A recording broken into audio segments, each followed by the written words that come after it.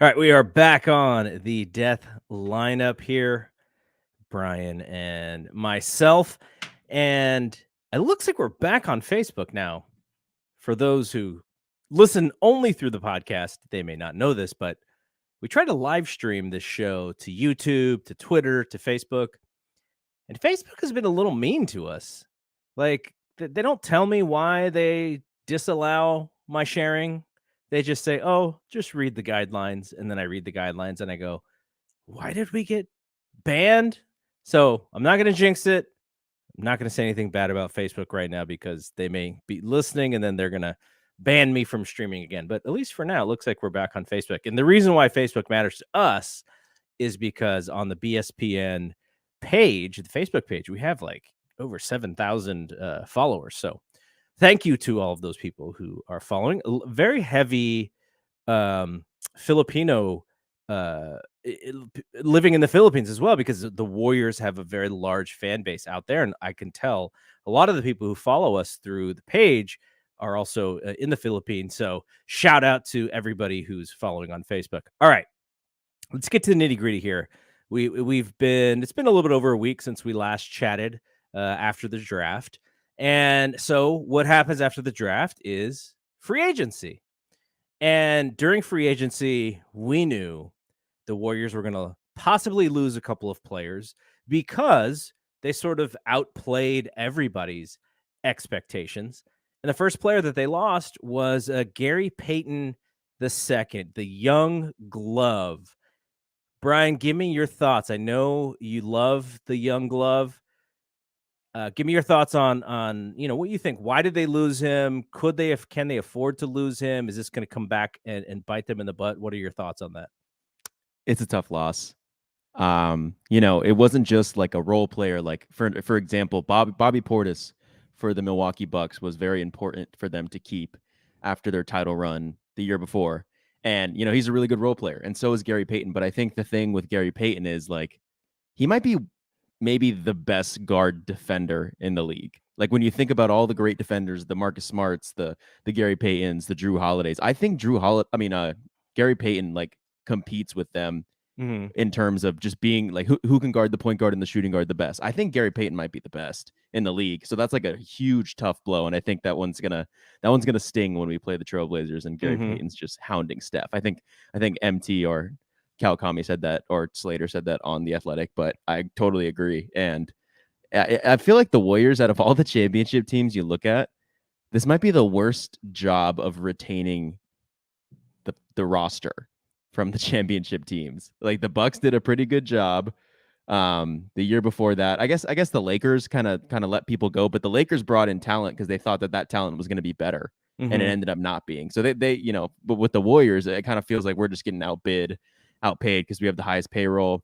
They maybe think that some of these the Kumingas and the Moody's will take a rotation spot and take a jump, take a leap. But yeah, Gary Payton, we talked about who's more important for the Warriors in terms of Gary Payton or Kevon Looney. I think I went Looney. But it doesn't take away from how important Gary Payton has been for us this year. And that one's a tough one. Okay, I never take the side of management. I am very much pro player. I'm very much about players getting as much money as they possibly can.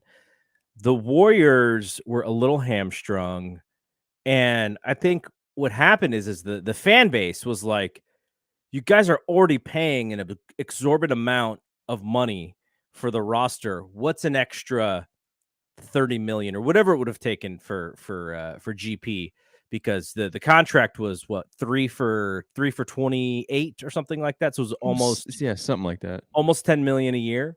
And so that 10, because of the escalators and the luxury tax, that 10 is not 10, it's whatever it was, 50. It's multiplied by 7.25, I think. Yeah, so $70 million or almost $70 million for one season of Gary Payton. So I understand why the fan base is frustrated, because they're like, look, you guys just won a championship. You're so rich.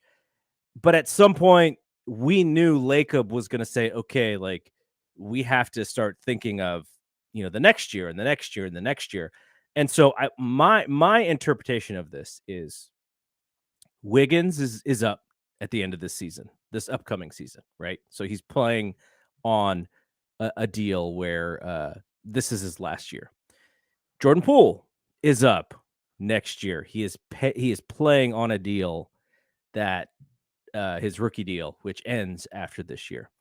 So I don't think this GP thing was as much about now as it is about next year. And again, I completely understand why fans are frustrated about this. The other thing about this is Gary Payton played in a backcourt that had terrific shooting, had fantastic when you play with Steph, like he's one of the best players in the league.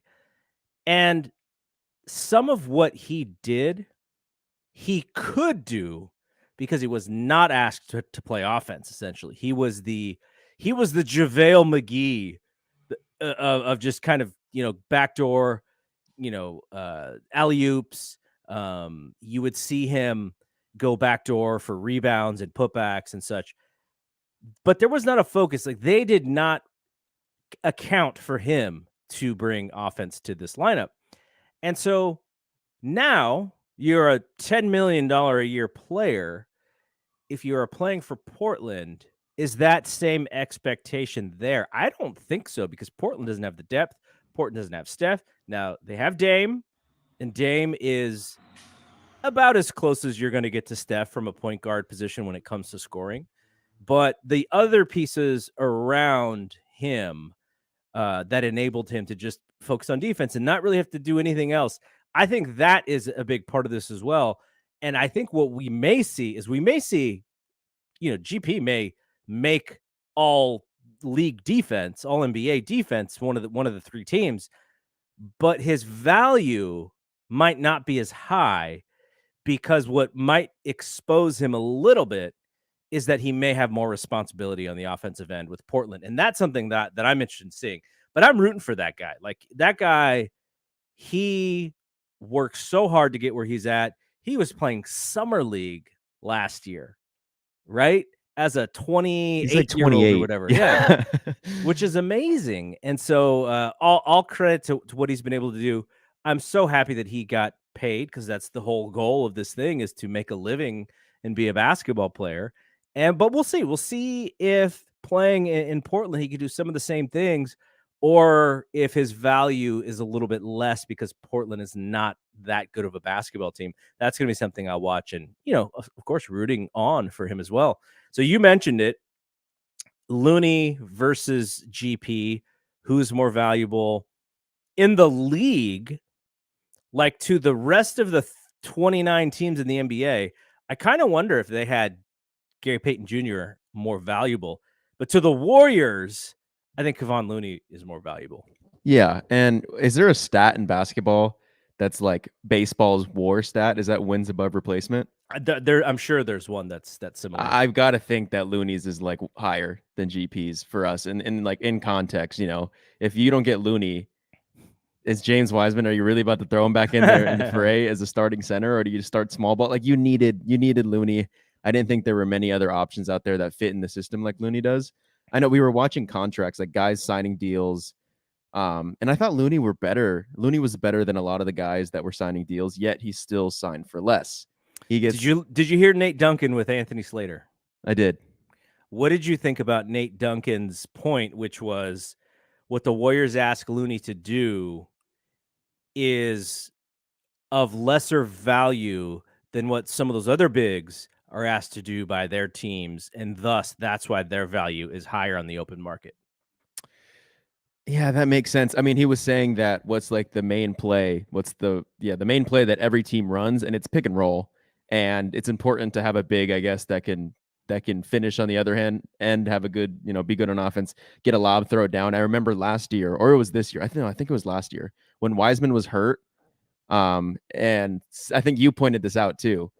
Steph can't lob it to Looney. He has to have to do the bounce pass or like the just hand it off to him. And sometimes you can do a perfect pass and he just fumbles it out of bounds. Yep. Though he got a lot better at that in the playoffs.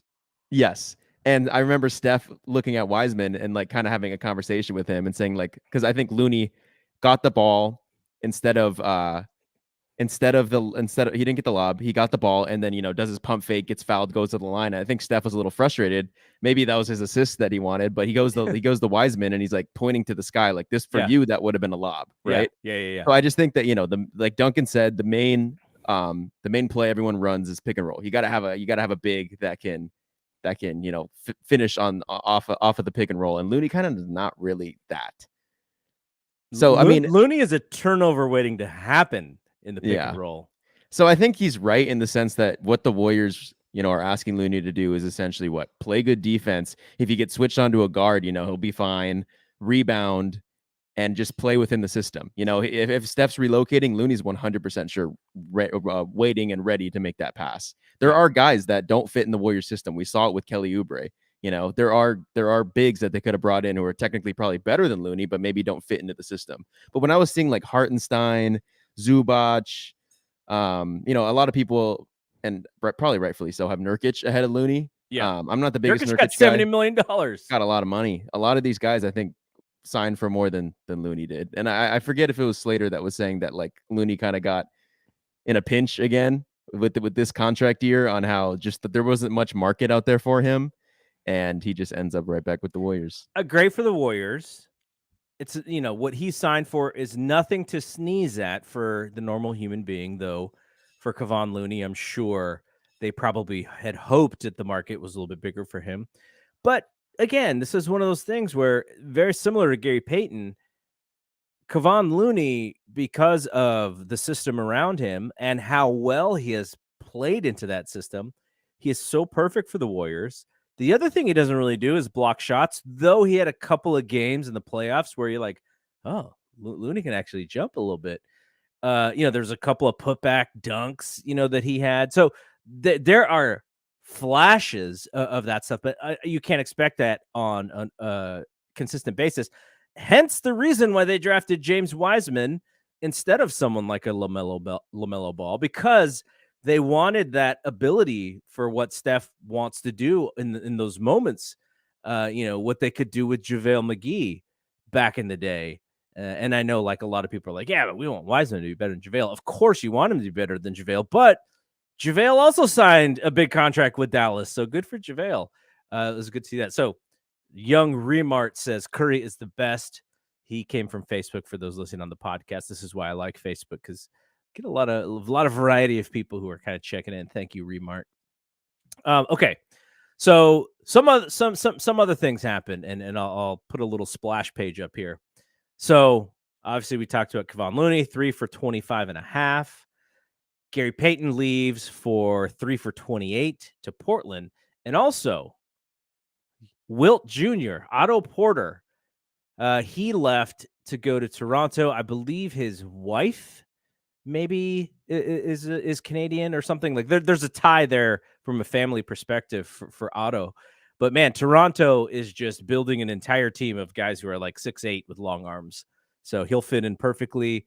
Hope from a health perspective, because he had the foot injury near the end of the year.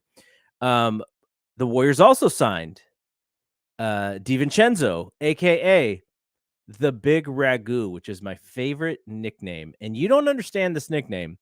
I'm not sure how you can be my child and not know Happy Days references, because I was such a giant Happy Days fan. But the Big Ragu is a Happy Days and Laverne and Shirley character. And so DiVincenzo, the Big Ragu, he's a guy that's going to come in and he's going to catch and shoot. And the Warriors love guys who can catch and shoot in the corner and hit threes. He's going to fight on defense. He may not be a fantastic defender for them, not of course not like Gary Payton, but he's a baller. And his career got sidetracked a little bit because of injury, and then he was traded to Sacramento. So what did you think about the DiVincenzo signing? DiVincenzo was a big piece to that Bucks ring. I'm actually not sure. I don't think he actually played in the finals and they were still able to get it done, but he was big for a good role player to help them get there. Yeah, like you said, catch and shoot, a good shooter, not a bad defender. I wouldn't say you put him on the lead guard. Like if John Morant comes to town, I don't know. don't trust many people against Ja, but DiVincenzo's definitely not one of those guys. I think he's good, maybe average, maybe a little above average in terms of defense, but like you said, catch and shoot, fills that gap a little bit, and I like it. I think it's a good signing. And when you see signings like that, I immediately start wondering about lineups. Can he play on the second team with Jordan Poole? Like, can you play them together? They're both about the same size, right? Jordan Poole's about 6'4", 6'5". Is DiVincenzo about the same size? Without looking it up, it sounds like I would guess 6'4", 6'5". I'll look it up just to make sure. But because if he is able to play with Jordan Poole, like Jordan Poole is a ball handler, Jordan Poole's a shot creator. It says DiVincenzo, according to Basketball Reference, is 6'4". So if Jordan Poole as a creator, as somebody who's going to be ball dominant, obviously, I'm just interested if they can play together, because that would be an interesting twosome. And then, whether Moses Moody can play the three in that lineup or not. But there's going to be opportunities, especially offensively. And the one thing I like is, there were moments last year, if Steph was out, it was like, okay, if Jordan Poole doesn't get this bucket, like, is there anybody else who's going to get this bucket? Now, Wiggins did it in the playoffs, and to some extent. I'm interested to see what they do there. Obviously, Kuminga, Moody, whether or not any of these rookies, maybe a little Gee, who knows? We'll talk about Gee here in a little bit in the last segment. But yeah, so ultimately, if you were to grade this free agency period for the Warriors, and we'll go over their entire roster in a second here. Losing GP sucks. Losing Otto sucks. Re-signing Looney is great. DiVincenzo sounds like he's going to fit into sort of this new, we always hear about Heat culture. We may have our own Warriors culture here. So if you were to give it a grade, what do you think? I think on paper it's like a C. If you think about it, like losing GP, losing Otto, not big guys to lose, but D Lee and JTA as well. Like I think if you just look at it on paper and you add DiVincenzo and you lose these guys, it's not a good grade. But I think you have to add in the factor or the element that I think they're expecting jumps from Moody and from Kuminga. They're expecting Wiseman to be back, and maybe the expectation didn't work last year because they expected Wiseman to be back and he didn't play a single game. But it feels a little more optimistic this year. The guy's going to suit up for summer league in a week here, so I think they're just expecting Moody to become 15 to 20 minutes per game, solid rotation spot. Like you said, maybe a 3 in that second lineup with DiVincenzo and Poole. I can see it happening. And the same with Kuminga. So, these guys didn't touch the court in the finals in important minutes, and they're 18, 19 years old. And, they've gotten a full season of basketball. They're about to get summer league. They're in the Warriors culture. I think that they're going to be consistent, good role players this upcoming year. Okay, so I would give him. I'll give him a B. Okay, so Quindary Weatherspoon becomes a free agent because I think he was on. Was he on the two-way last year? He was on the two-way. So I think the thought process is he's going to sign with the team and sign a regular deal to be on the 15-man roster. You mentioned Juan Toscano-Anderson goes to the Lakers. Kind of a bummer because he's such a easy player to root for. Hope that he gets a little bit more run. But I also hope that he's going to be a little bit like Bazemore and just be like, I think that's exactly what's going to happen.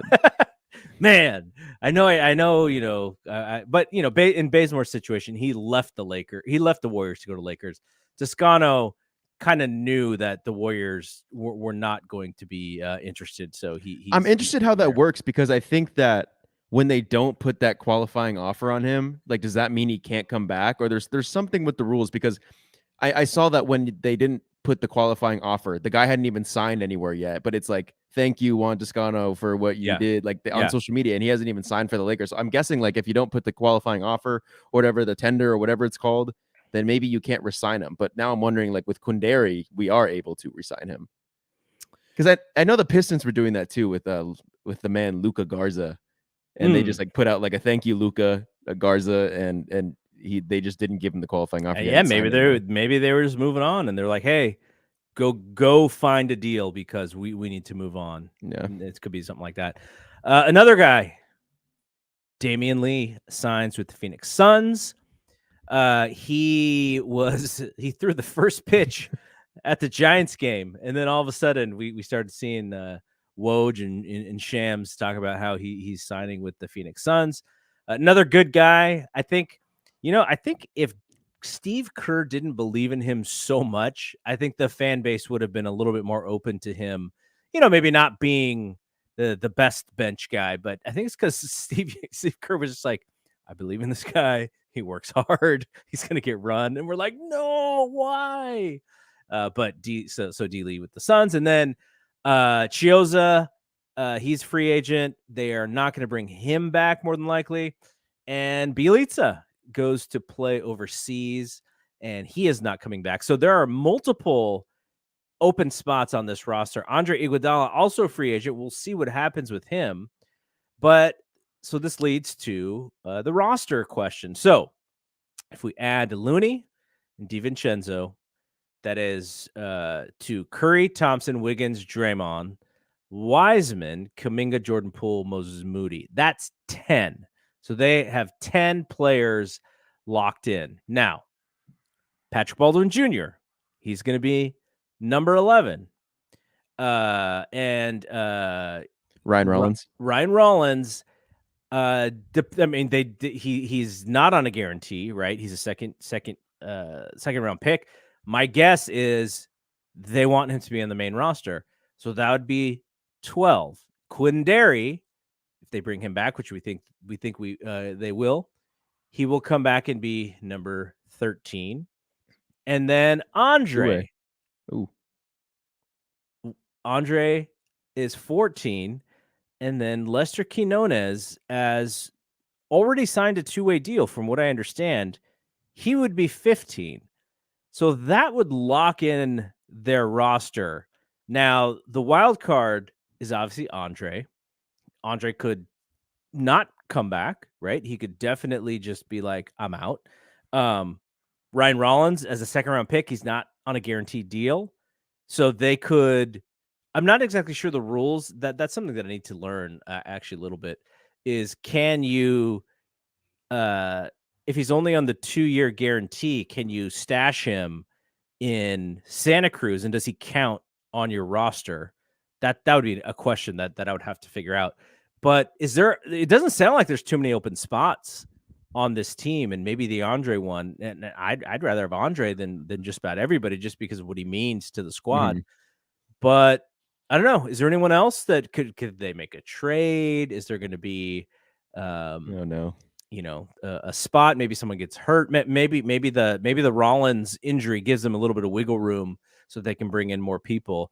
Because it'd be crazy if like they come into camp and like all 15 spots are locked. And they're like, yeah, we're good.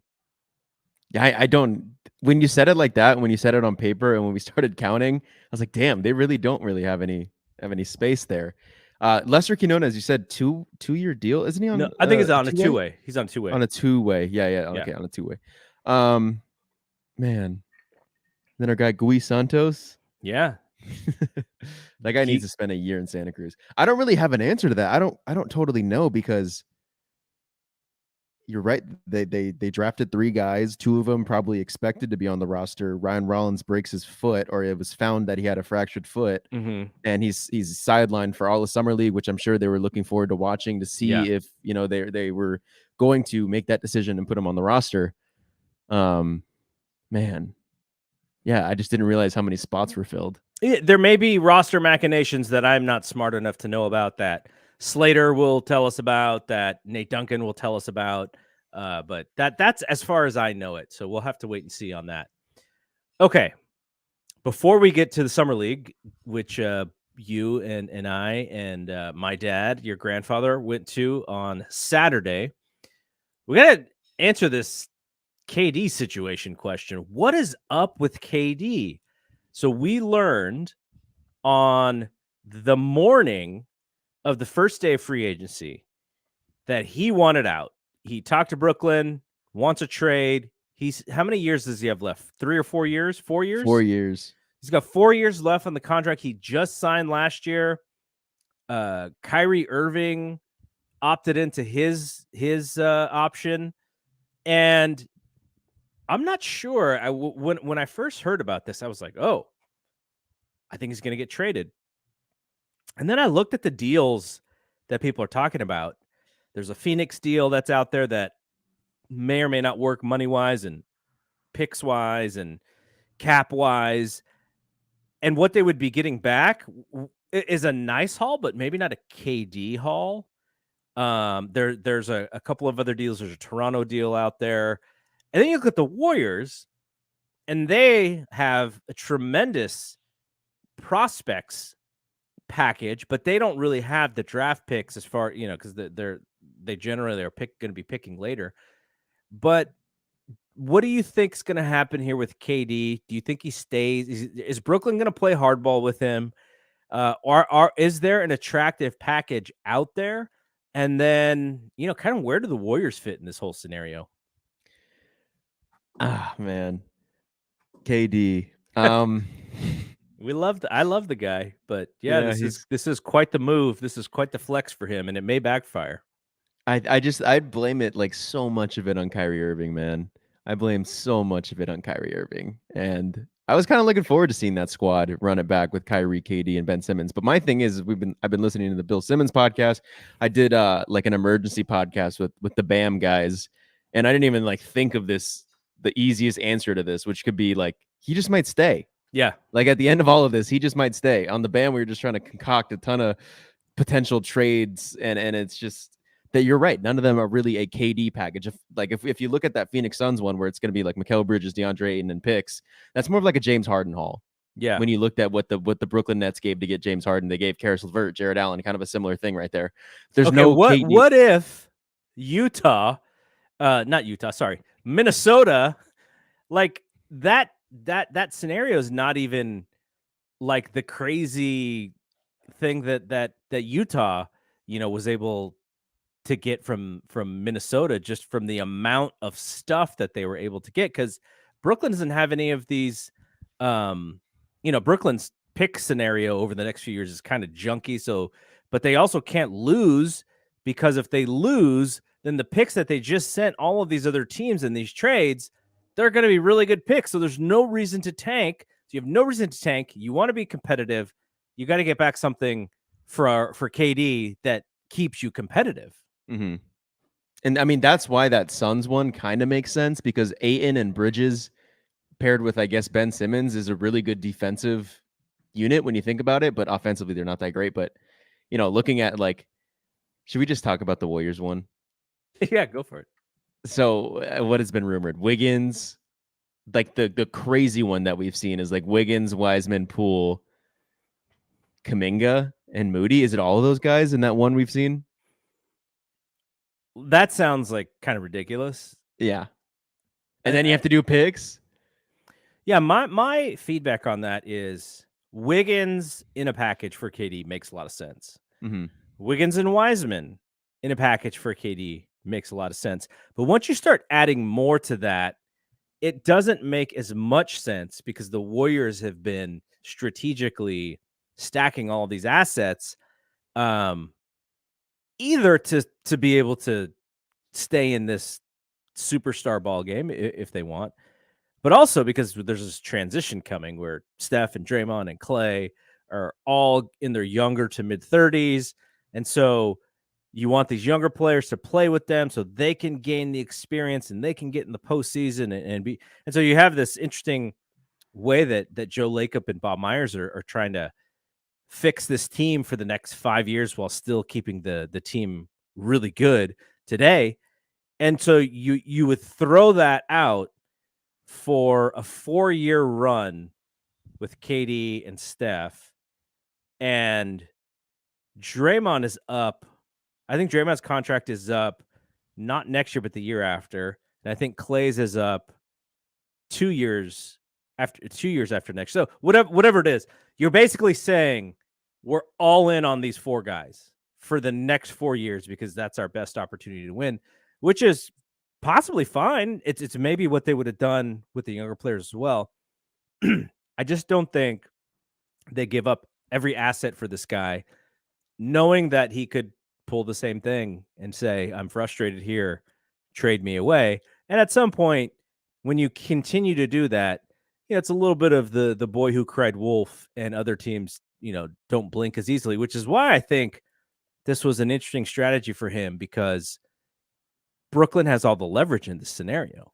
What leverage does KD have other than I'm KD and my agent wants this for me and it's in your best interest to work, like I'm not sure the leverage that he has in this scenario is like others have had in this scenario. And it's because he has a 4-year deal. He's not on the last year of his deal. And that's why I think that, the Nets could just say, look, Mr. Kevin Durant here, there's no package out there that we've looked at that is a fair return for you. And obviously they want to hit too. They don't want to just get dollar for dollar. They probably want to get $1.25 for KD to the dollar. And if they don't find that, then they could just totally say, dude, you're suiting up for next year. And Kevin Durant, as we know, is like just loves basketball. He doesn't, for all we know, he doesn't have a girlfriend. He doesn't have kids. He just wants to hoop. The guy literally just wants to hoop. So with that like knowledge, I really don't think he would be one to sit out. I feel like if he's healthy and if he's good to go, he'll go play basketball because that's what he loves doing. So they could just bring him back. The toxic one is Kyrie. I don't know what's going to end up happening with that one. Well, I agree the Kyrie piece, but here's why this looks bad on KD. You just said it. Basketball is his girlfriend.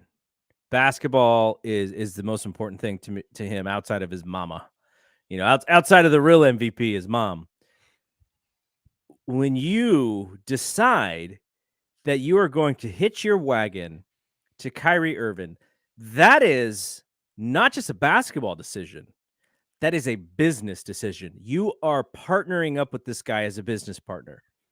And for him to be all over the map with stuff and the vaccine and who knows, what he's thinking from one day to another.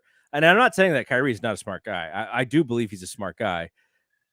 He is also somebody who believes that the rules as they are created aren't necessarily always for him. Now, if he can get away with it, more power to him. But I think what this whole scenario shows is you hitched your wagon to a guy who did not believe that partnership was necessarily the same responsibility for him because of how he did. And look, if he's the one who pushed James Harden out of town, I 100% believe that. Because like, James 100%. Harden is like, my gosh, I don't want to deal with this guy. If that, then that's another thing, right? Then that's another reason why he's a bad business partner. So I think that's why it looks bad on KD.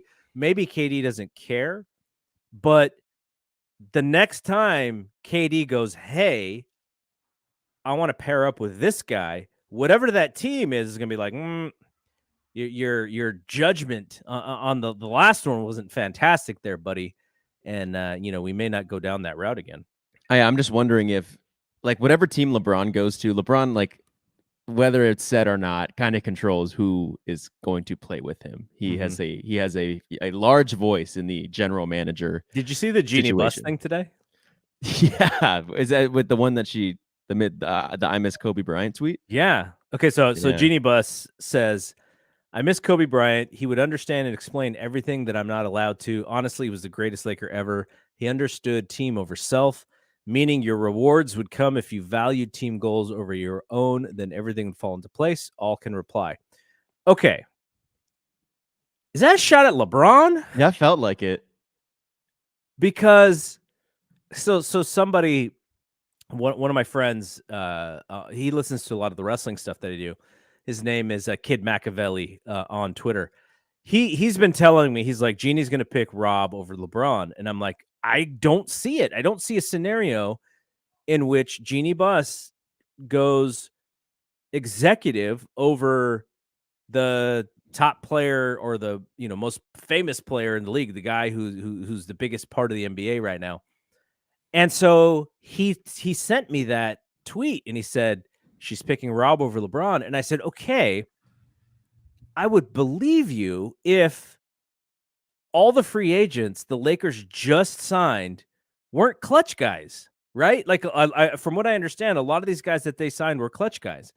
So, I don't agree with it. I think it's still sort of LeBron's team, and maybe the frustration was over something that she just related to Kobe. I don't know. It didn't seem when you write something that is sort of ambiguous like that, it just makes people wonder, and that's not a great thing for the leader of the franchise to do. Maybe it was just like, I miss Kobe, and then we are thinking that it was actually a shot at LeBron. Maybe it's just an I miss Kobe. But Then why not just say I miss Kobe in a tweet?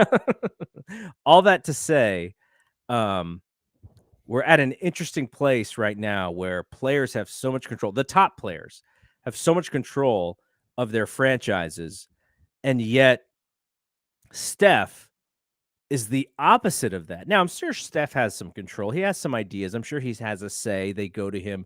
We saw him at Summer League sitting next to Bob Myers. But Steph doesn't put his foot down and go, this needs to happen or I'm going to be unhappy, at least from the actions that we've seen by the Warriors. It looks like he goes, here's my input. I trust you guys to make that decision. I need to focus on what I need to do. So it's a little bit different.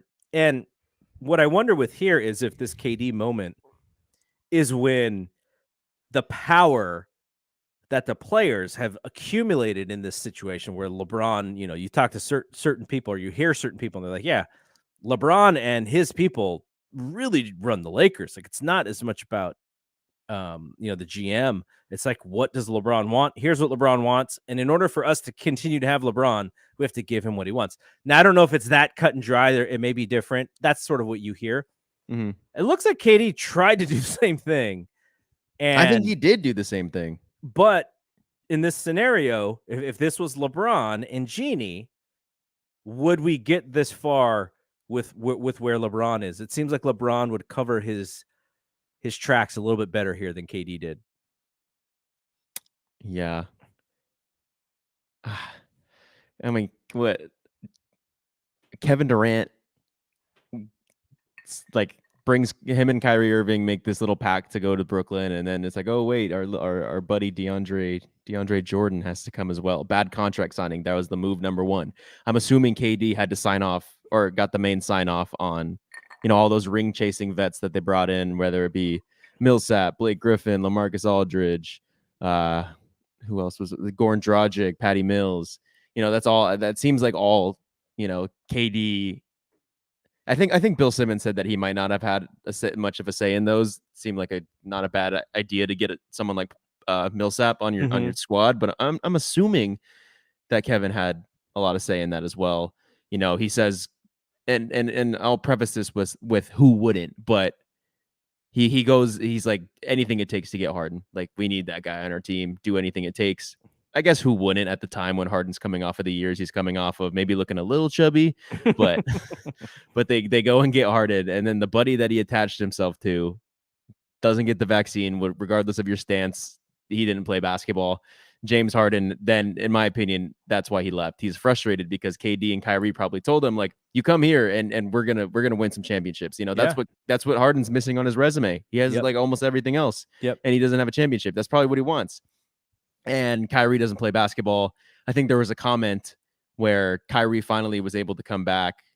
I think he came back for an away game against the Chicago Bulls, and they killed the Bulls. And I think one of the post-game pressers after that was James Harden saying, like, jokingly, like, I'll give it to him myself, like the shot. And I think that really rubbed Kyrie the wrong way. And so James Harden is bounced out of it. I feel like James Harden sometimes gets a bad rep for doing what we're about to say KD does, where, if KD's happy, then I'm unhappy, then I guess he's just going to leave again. Oh, if Harden's unhappy, I guess he's just going to leave again. I do feel like this one was like, buddy, come on, you're not playing basketball. You promised me that we're going to get some rings. This not happening. You're not playing basketball. This team is suited around all three of us, being healthy. We saw it in the Bucks versus the Nets series when Kyrie goes down, when James Harden's like a shell of himself because he gets hurt too. They couldn't get it done. I think with all three of them healthy, they probably would have had a chip by now. But, the healthiest team always wins, and Kyrie Irving not playing basketball made James Harden want to leave. I blame everything on Kyrie Irving. Like, I think Bill Simmons did a pie chart. I think he gave 80% to KD and Kyrie. I think I give like 85 to 90% on solely Kyrie, which is harsh, but also Kyrie looks at that and he goes, it's not my fault. I'm fine. Yeah, whatever. All right. So Roderick Adams, my buddy Rod, is here. He says mercurial is what Kyrie is. But then he also said, Brian Windhorst was reporting that the Nets owner would rather win 40 games and be proud of his team than go through another year like last season, which is an interesting comment because not to say that the Warriors' entire franchise went through some up and downs with every year of KD, but it's pretty clear after they won the first championship with KD, then they win the second championship with KD. And the second championship was, was tougher than the first one for sure. And then by the third year, we get the Draymond and KD blow up.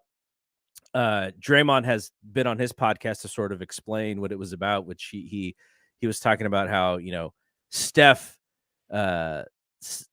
invited him to his home. Like, that's like the most respect you would ever give someone. And KD kind of took that for granted, whatever he was trying to say, but that's the example he was trying to use. I wonder if the Warriors were 100% sure they wouldn't go through 2019 all over again.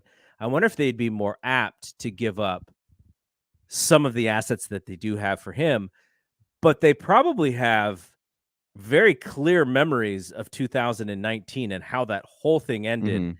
And that probably gives them a little apprehension to go all in with the poker chips on the KD trail. And who knows if KD even wants to come back? Like, he spent the last 3 years trying to say that, all the stuff that Ethan wrote in his book, which is the fact that KD was frustrated that the Oakland area and the Bay Area just wasn't going to love him like they love Steph. Like, that's in Ethan's book. Now, you may agree with it or you may not agree with it, but does he want to go through that again? Being especially after the finals that Steph just had, because you're conceding, I'm in and I know what the deal is here. I just want to win. If he says that and he comes in like that, maybe they can get another 1 or 2 championships, but you kind of feel like that frustration, what he went through in 2019 would just resurface again. And then, maybe we go through another 2019. So that's an interesting thing.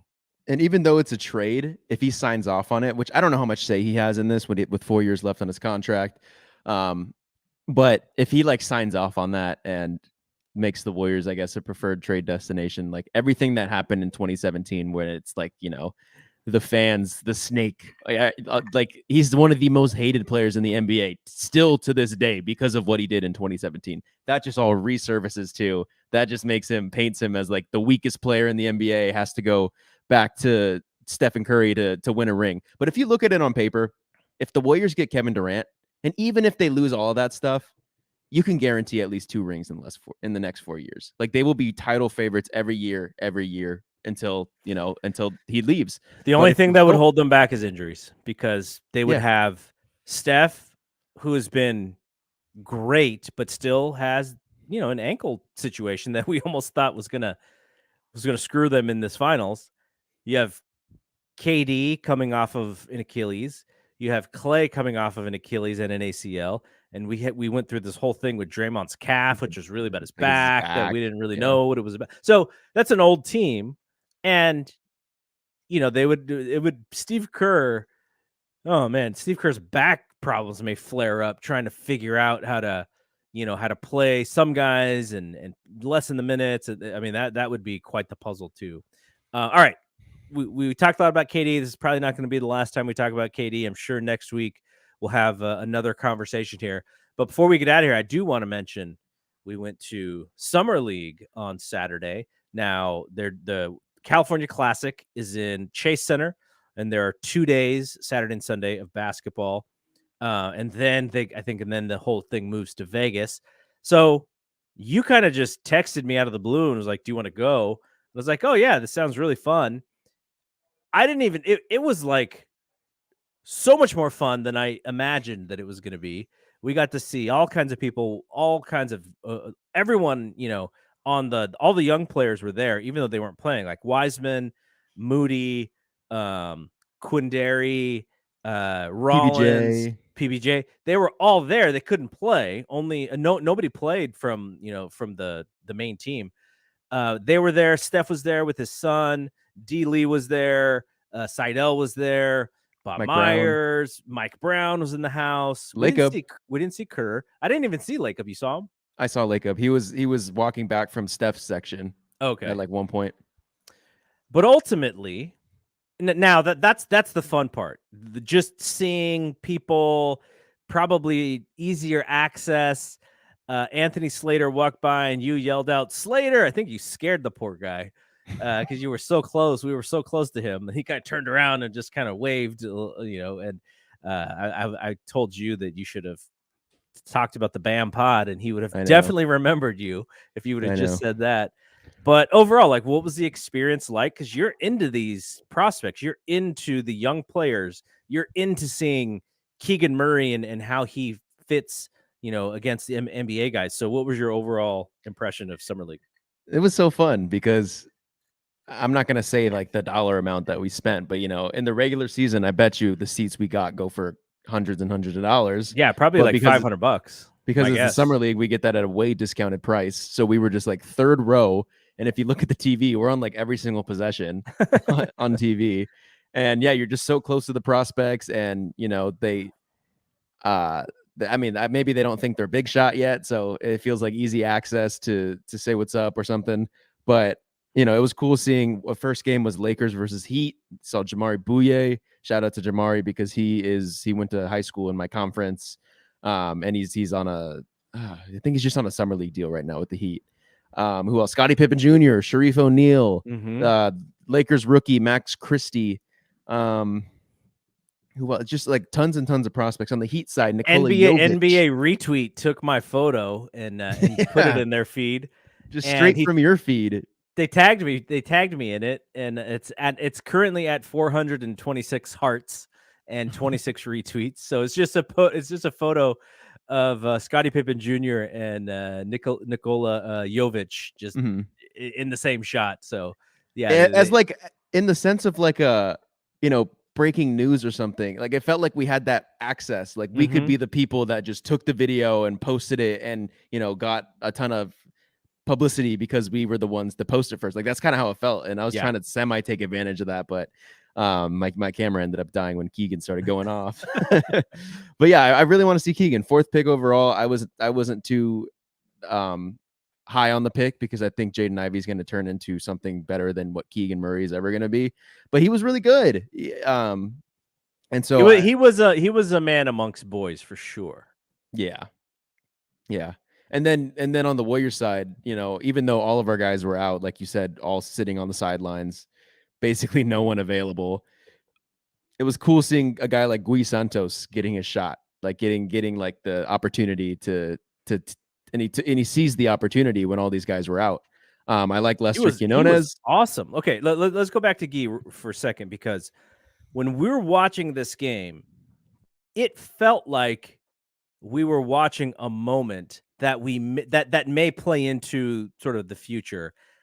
I didn't know what to expect from Guy Santos. I thought he was just going to be, the new Justinian Jessup, and talk about disappointing. He had 2 disappointing games back to back. Now, Guy Santos's second game on Sunday, I didn't see it, but you had said that the box was not fantastic, and it was not. But his Saturday game was awesome. Somebody Slater said that somebody called him Brazilian Luka, which was kind of funny because that's what he was. He was handling the ball. The whole offense was working off of him, what he was doing. He shot a 3, he's going to the hole, getting fouled on every opportunity. The one thing that I noticed in the very beginning, like, and this is what's cool about Summer League, is these guys are trying to make an impression, right? They're not only playing for their teams, but they're playing for all the GMs because if there's an injury or if there's a slot that's open, they're like they want to put their best foot forward so that they could possibly be in the mix. And so Guy Santos' first 2 possessions of the game, he takes the ball and he goes so hard to the bucket, but his mind, he's trying to do 27 things at one time. And both times he loses the ball and it ends up he's going to the floor and there was a jump ball on one of them. But I was like, oh my gosh, this guy is on overload. He's trying to do so much. Then he pulled back a little bit. I'm sure he got some coaching. And they probably told him, like, dude, like you're going too hard. Like, let the game come to you. And it was fantastic. I was just like, wow, this guy can actually play some basketball. And like it was funny that there was a couple of young dudes in front of us, and I kept saying, I don't know how they heard me because I was wearing my mask, but I was like, I said something about Guy, and he's like, oh yeah, I agree, like Guy. And then the MVP chant started for Steph, and I was like, are we sure those are for Steph or are those for Guy Santos? And but that was fun, like just watching somebody who as a second round pick where the Warriors drafted him. They probably didn't. We heard immediately draft and stash, which is what they said, right? But is he is he on the level of Lester Quinones, who's going to be on a 2-way? Is he on the level of a Quindarian Weatherspoon, who we saw some stuff from him last year, but he's mostly playing in the G League. Just based on pure talent, he's probably just as talented or more talented than those guys, but they have a little bit more experience. They know the organization. They've been practicing at Santa Cruz. They've been practicing, I'm sure Santa Cruz runs a lot of the same sets that the Warriors run. So they've had that kind of full initiation in the system. And he hasn't had that yet. So it's very possible that he still will be a draft and stash guy. Do we know if Lester Quinones was on the Santa Cruz team last year? Oh, I'm not right. sure if I entirely recognize was. him. I'll look him up as you talk. Yeah, but I think with Guy Santos, I think talent-wise, I think he's better than both of them. Talent-wise, I think he's talent-wise. You can argue who else is on the roster.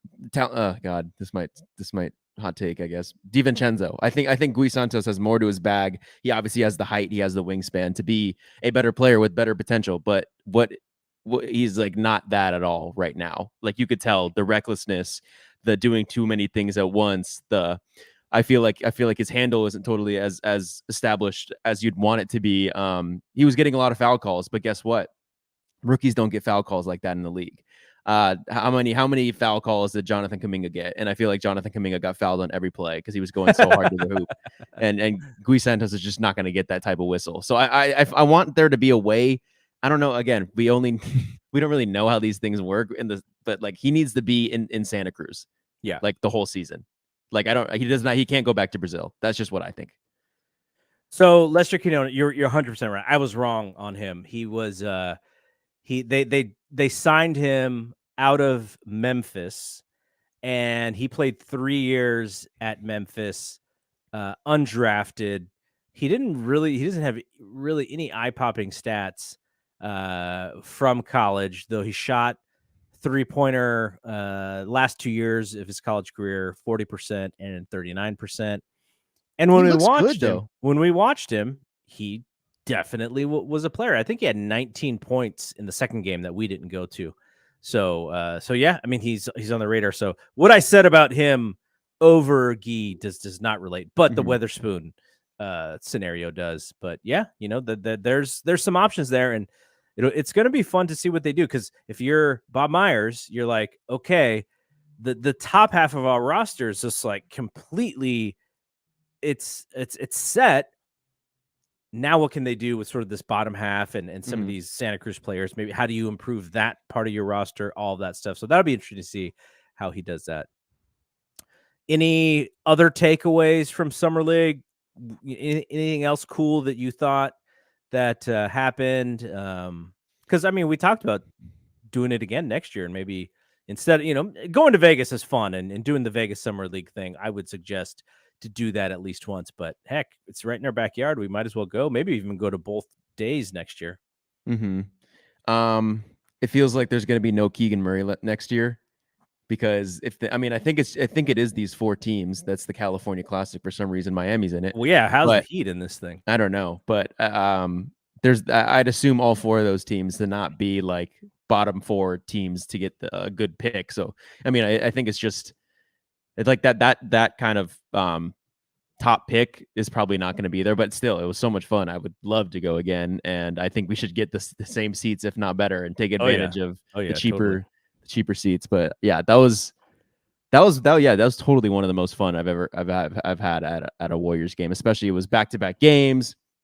You know, seeing some of the guys, the kids, the Scottie Pippen Jr., the Sharif O'Neal. I don't think we're too high on Sharif O'Neal, but well, you know, I mean, he did a little bit of the dirty work, but he didn't really have to do anything. He just grabbed rebounds, had a couple easy putbacks, but he didn't try to really do anything. Like yeah, no attempts to stand out. He looked like he wanted to do the dirty work. Scottie Pippen is a fun player he's good at 6'3". The only thing I was thinking of was he's pretty smart. He's not super duper athletic, but he looked like a very heady, smart player. Mm-hmm. And then I thought, what would he do against GP3? And then I said, probably absolutely nothing, and that's why he wasn't drafted. What would he just Sorry, get? GP2. GP2. Yeah. He's on a 2-way though. The Lakers did sign him to a 2-way. So yeah, it's very cool for him. Yeah, good. We'll see with him. But yeah, we need to do it again. Max Christie. I like him. The Lakers actually drafted him. His second-round draft pick. Yeah, second-round draft pick. I actually think he's kind of good from what we saw. He seems like also another guy who's willing to do the dirty work, but also he has the shooting potential. And yeah, I think he's a good player. What about Jay Huff? We've watched that guy in the G League. We watched him, and the guy just can't find a spot. He deserves to be. He's gonna probably have a spot. He may get a chance. He may get a chance with the Lakers. Yeah, because he's a damn near 7-foot center who can shoot threes, block shots, and finish off of oops. Like I don't know what teams are waiting for with that guy. Like sure he could just be sitting. I don't know, 2-way deal. Just 2-way him. Someone's got to 2-way him. Max McClung. Yeah, that guy's the ultimate villain. Yeah, he hit a buzzer beater. I forgot what quarter it was. I think it was the third quarter against the Heat, and then stares at the bench for a brief second, and then I think he realized, like, wait, this is just like the California Classic. But did you get that one on video? Yeah, I tweeted that one. Okay, it's at the BAM Pods Twitter because you had that one, and then you had Lester Quinones, and then Jovic. But my camera died, and there's still a ton of videos that I have that are probably worth posting. There you go. So ultimate access, man. We got to do it again. Yeah, definitely check it out. And then, you talk about Frankie Ferrari. Frank, that's what you're calling him because he didn't do. I'm calling him Frank because the second time we've seen him play, we saw him play in the G League, the game that we went to at Chase when Wiseman came back to the G League. This is before he got hurt again. And we saw Frankie Ferrari play, and then he plays in this game. He's the backup point guard for the Lakers. Kings. Oh, I'm sorry, Kings. And this dude missed every shot. He had 2 points because of free throws, but he's missed every single shot. And I was like, you can't be Frankie Ferrari and miss 10 shots in a row in a summer league game. So he's just Frank to me. He's playing like a Toyota. All right. That was fun. That'll be it. We'll be back next week at some point. And just a little bit of a preview for the Thompson and Clark podcast. Brad's heated, man. Brad is a very angry Giants fan. So I'm sure Brad and I tomorrow will in our live streaming podcast, we'll talk about the Giants. But the last text, I'm sorry, that Brad sent us, that was not a screen grab. All it said was, "This team is ass." He's right. We're going to have quite a conversation tomorrow on Thompson Clark podcast. So yeah, we'll probably do that at around 5-ish Tuesday. If you are also a Giants fan, as you are a Warriors fan, check it out also on the BSPN network. So what's coming down the pipe with the BAM pod? Just 3 shows a week, ideally. we got Summer League. I'm sure we're going to talk Summer League, try to get some guests on who covered the teams. Football, working on that as well during the off season. It's more of a quiet week. But what about the Detroit Lions guy? Did you post that one already? Oh no, I'll probably post that one tonight and then put a post up tomorrow. The guy he covers the Lions. And yeah, I mean, it was a great conversation. He knows his stuff, and it was a lot of fun. So I'll Cool. make sure to put that up. All right. So check out the BAM Pod. Check out BSPN. Give us both some 5 stars on Apple Podcasts. Get those ratings up. And yeah, that'll be it from here. So we will see everybody next week. For Bry, I'm Double G. See you when we see you. Peace.